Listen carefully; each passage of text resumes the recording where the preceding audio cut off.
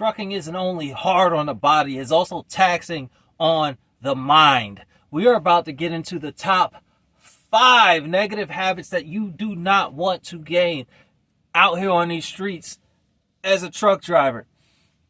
Just so you know, before we actually get into the video, part of this was actually my major as I was going through college. So I do have this broad, overarching perspective and education on some of these topics. So hit that like, share, and subscribe, and let's get in here.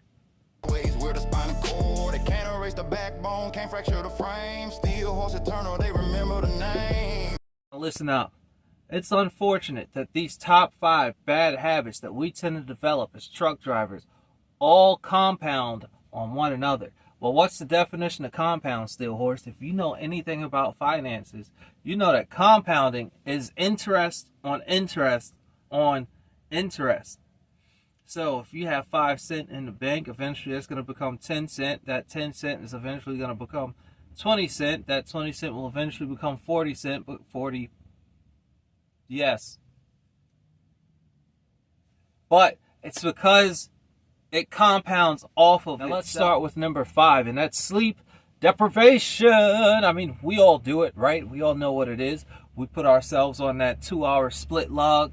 We go and we drop off, and then we will get us all the way to pick up another load, so we're running empty. After we pick up that load, we get as close as we can to the shipper, and then we sleep finally, just to rinse, wash, and repeat until we're on recaps, and we have no clue whether it's Tuesday or Thursday. I mean, really, don't ask. I don't know. I mean, truckers, look, listen, we experience a lot of cognitive decline out here on these roads. Show me a company that has mental health as part of its health insurance plan, and that's a company I will encourage you to work for.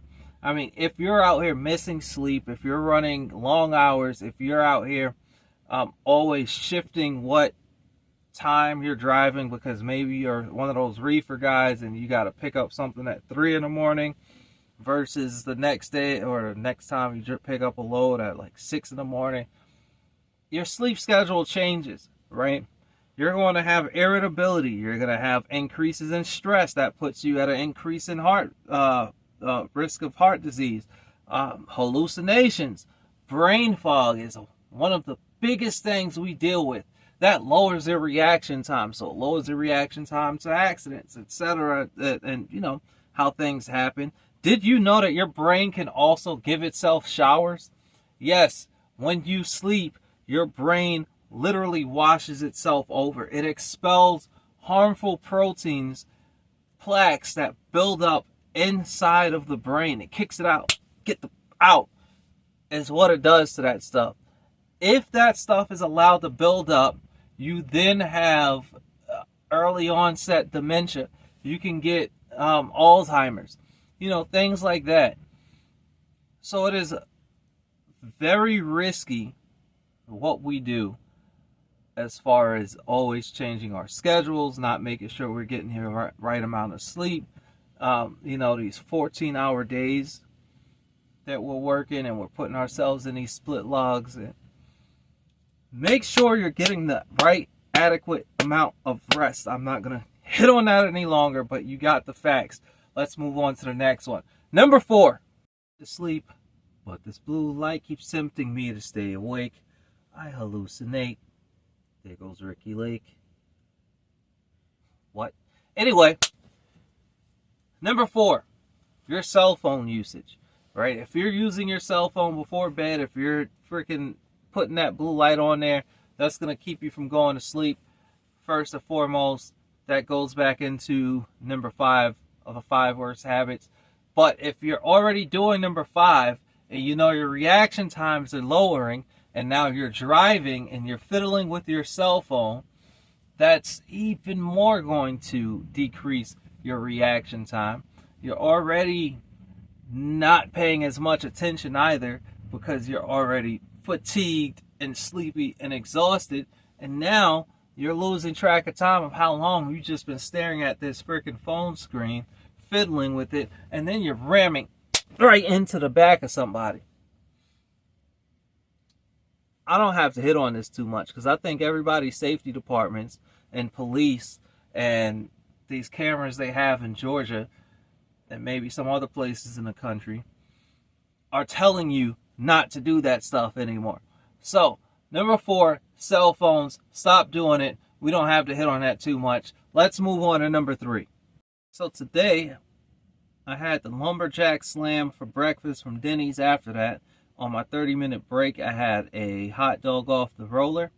And then I had the 5-count chicken from Pilot with the free 20-ounce Mountain Dew that they have for their special. And then right after that, I stopped, and then for dinner, I went and I ate at the McDonald's and got the double quarter pounder with cheese and fries, and I had the strawberry and cream pie. And on top of that, I had to have that McFlurry.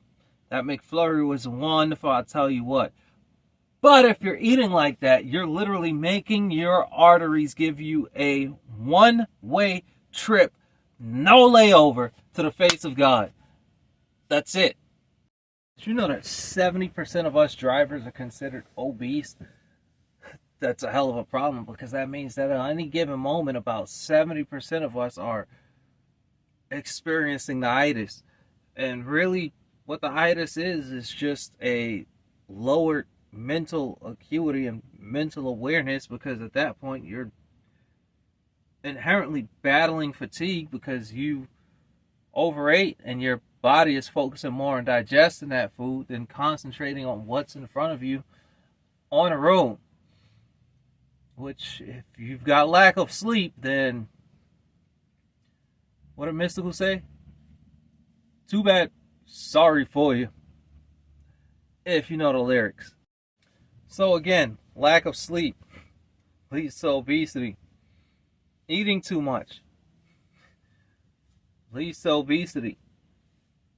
Too much cell phone usage can lead to lack of sleep, which can lead to more obesity. Do you see how this stuff just starts to add up? Number 2 is your caffeine usage. If you're one of those guys that uses caffeine product, after caffeine product, after caffeine product, after caffeine product, you're putting your, again, arteries in your heart through the ringer. Your heart's just pumping and pumping and pumping and pumping and pumping and speeding up and speeding up and speeding up and being overworked and being overworked and being overworked. You're giving yourself that adrenaline spike, and then eventually you're going to crash. And you're already running on lack of sleep, and you're already running on too much food, and you're fatiguing yourself even more. At the end, after that caffeine, and your heart has already worked itself up, you know, all of that movement is only going to weaken the heart in the first place. But I don't want to give you too much of a scientific explanation. Let's keep it moving. Just nix the extreme amounts of caffeine usage. Number 1, vaping and smoking. I think it's like over 50% of us, if I read the numbers right, that vape and smoke. Not only are you destroying your arteries, but you're also destroying your heart. You're also destroying your mental acuity. You're getting a dopamine hit, but then you need more nicotine in order to get that dopamine hit. And eventually you're getting so much nicotine that you're destroying your dopamine hits, which other things aren't going to be so exciting.